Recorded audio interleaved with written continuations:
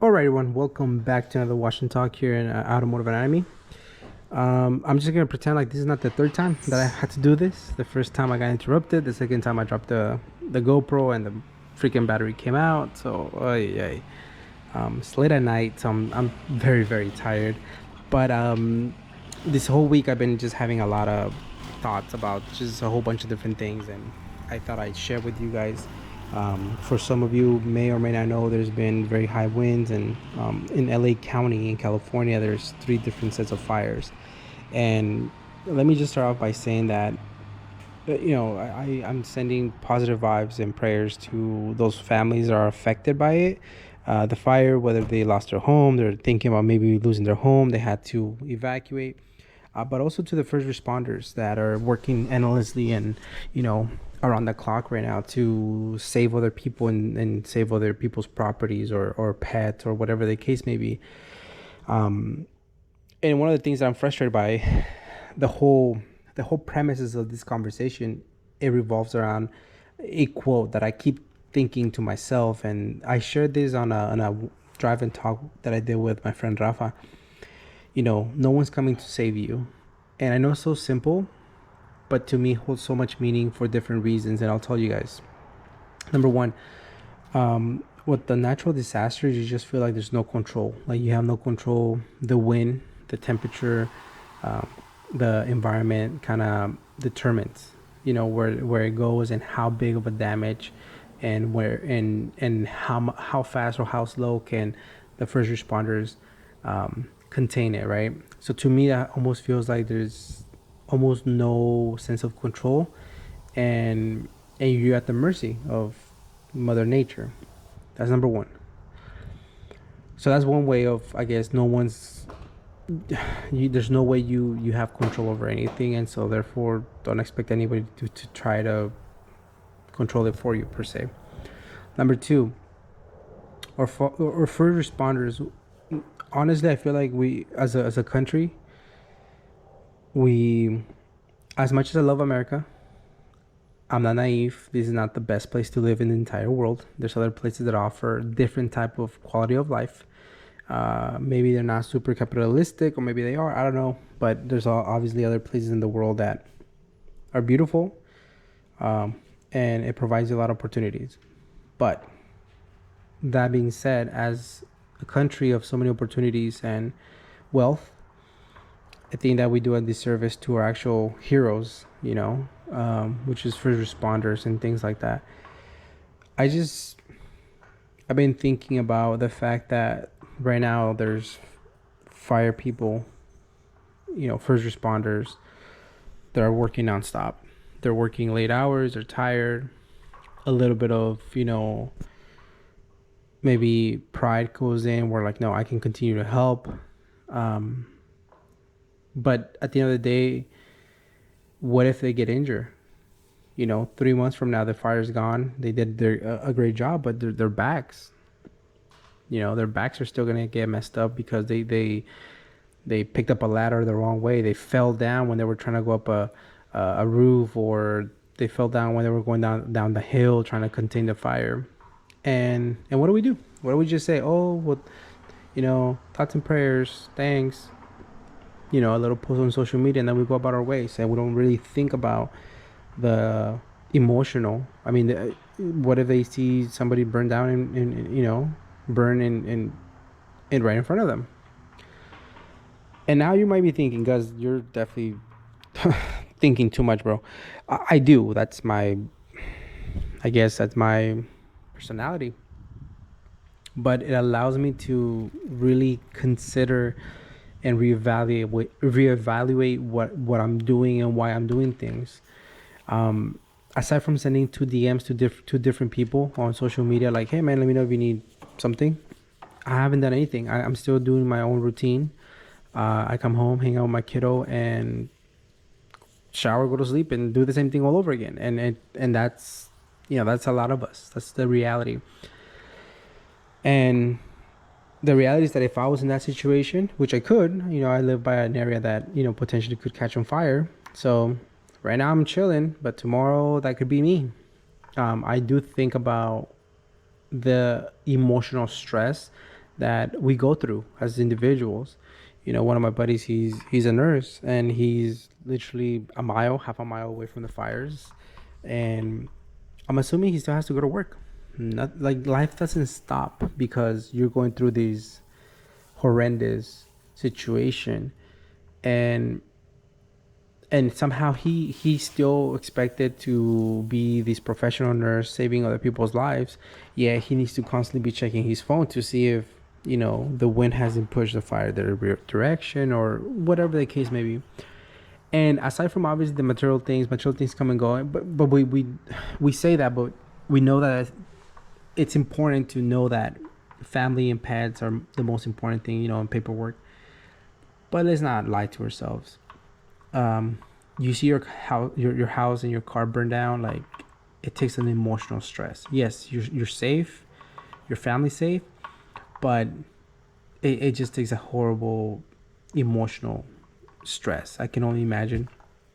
And yet people are still expected to go back like nothing happened. Uh, it's frustrating because I think about a lot of different things that I've been listening to as of lately, on my commute to work and my commute back. Right now, I've been kind of listening to a lot of Kobe Bryant compilations, you know, with interviews and documentaries, and so they just put it all together. And one of the biggest things is you have to get comfortable being uncomfortable, and I I knew that, but now I'm really trying to practice it more. I'm trying to really scale back on my spending on random things. And you guys know that I don't go and spend all this crazy amount of money. I mean, I could easily have a newer, you know, Porsche M3, things like that. I actually take pride that I drive this car where I work, and some people that I know their positions and know how much their position pays. They roll up in new cars. I had a gentleman today. I mean, he looks young, really young, and he's, you know, I know what his position is. I know how much, you know, close to what he makes. And this dude rolled up in a Lexus IS 300 or whatever it's called.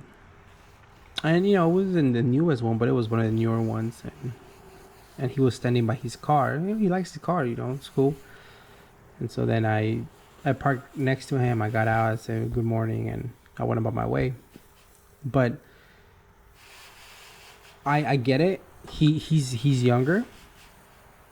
So I understand where he's coming from. You know, he wants to look good. I did that too. I was there. I bought a Subaru STI when I really should have been doing some other stuff. But hey, you know, sometimes you have to go through those experiences. Now that's one thing that I always notice. You know, the younger people coming in, not missing a beat. They, you know, whether they're professional or not, that's besides the point, but they're just walking normal. Like, you know, they look tired. They look like they don't want to be there, whatever the case may be. Boom. But there's this specific lady, and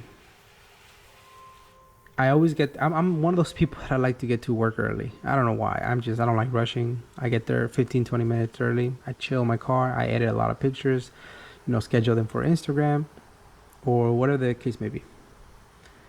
And I see this lady. She's always responsible. If I had to assume her age, I'm assuming mid 50s, maybe close to 60s. She has a special walk. And I by no means am I making fun of her at all.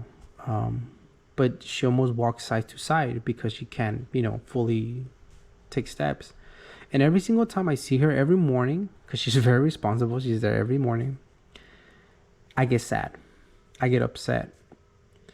And I think to myself, do not let that become you. Now, obviously, I don't know her situation. I don't even know, you know, exactly what she does there or whatever. Maybe she likes working. Maybe she looks forward to working. And I'm here thinking that she's doing this because she needs the money or because she needs healthcare or whatever the case may be. But at the end of the day, every single time I look at her, I get sad. And it revolves around this whole idea that everyone here is just, they're living their own little world, and that's fine, nothing wrong with that. So if everybody's living their own little world, it is up to you to remind yourself that no one's coming to save you. It is up to you to remind yourself that, I think, if I had to guess, 95% of the companies, this is just a wild guess, 95% of the companies, unless you guys can correct me on the comment section, if you guys can tell me, nah, bro, this in this career, the older you get, the more of an asset you are, please let me know. Maybe like stock trading, but even then. But okay, I've noticed that in life, in general, there's liabilities and there's assets. Okay, that applies. At least that's the way I look at it. That applies to everything. Friendships, a liability. Someone who doesn't motivate you, someone who drains your energy, someone who you don't get better from. Asset, someone who motivates you, maybe tells you things that you don't want to hear, but really they're telling you things for your own benefit. They level you up. They try to help you up. They let you know, hey, bro, this is going on. Like, I know you can benefit from this or whatever. Liability in a company. I truly believe that a lot of young people in a company are labeled an asset, right? Because they're young, they're motivated, they have the energy. Maybe sometimes they don't have kids, they can come in early, leave late. Maybe if you're in your 30s, you're still sharp, you have that energy, you have a little bit of experience, maybe you have a family, but you're still reliable, whatever the case may be. But as you start getting to your 50s, you start slowing down, right? As you get into your 60s, you really, really slow down. And my wife mentioned that I think here, at least in some parts of, you know, well, I would say here in America, I don't want to over assume that it's every state, because every state has its own little, things. But I think you can be 65 to start getting like social security or some type of health benefits. And to me, 65, I don't know. I mean, it just seems like, damn, like to have to be tethered to your job to work till you're 65 in order to be able to quit that job, in order for you to, like, it just seems crazy. Now I'm 33, so somebody said, you still got 30 years, bro, so relax. But all I know is that I'm 33, and this last 33 years, from 18 to 33, it's a big blur. I don't remember. I really don't.